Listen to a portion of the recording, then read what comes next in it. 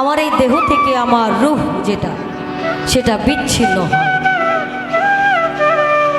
আমার সৃষ্টিকর্তা যদি সময় মতন আপনার দেহের মধ্যে সেই রূহকে প্রদান না করে, আপনার আমার ক্ষমতা নেই, সাধ্য নেই সেইখান থেকে উঠে এক কদম আগে যাওয়ার আছে না।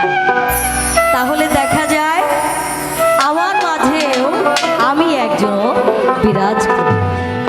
সেই আমিটাকে ধরতে পারলে, তাকে ধরলে তাকে ধরা যায়।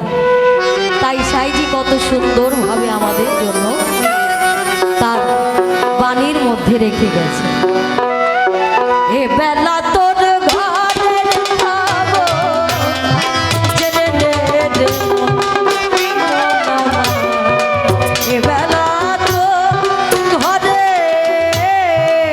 খবর জেনে নে রে মন, ওরে ঘরে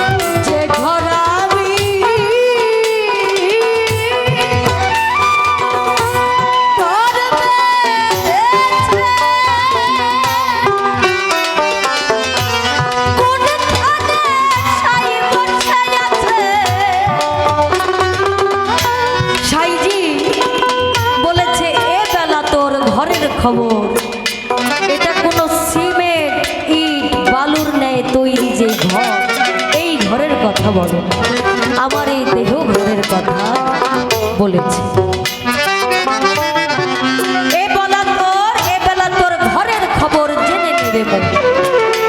এই দেহের গুরু হয় কেবা শিষ্য হইয়া কে দেয় সেবা।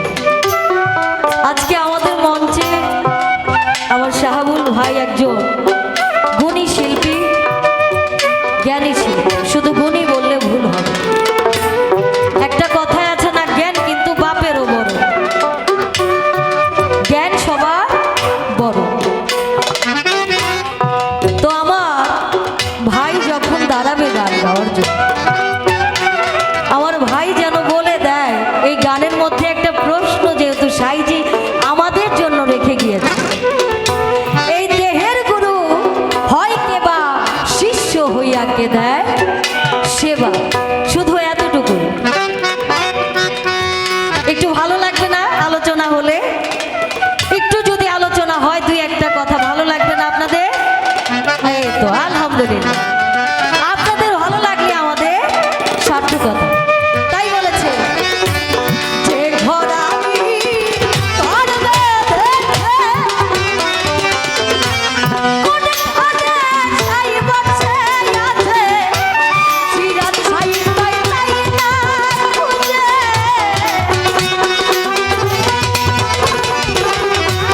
চিরাত ছাই পাই নাই না খুঁজে, বয়ে যায় লালো।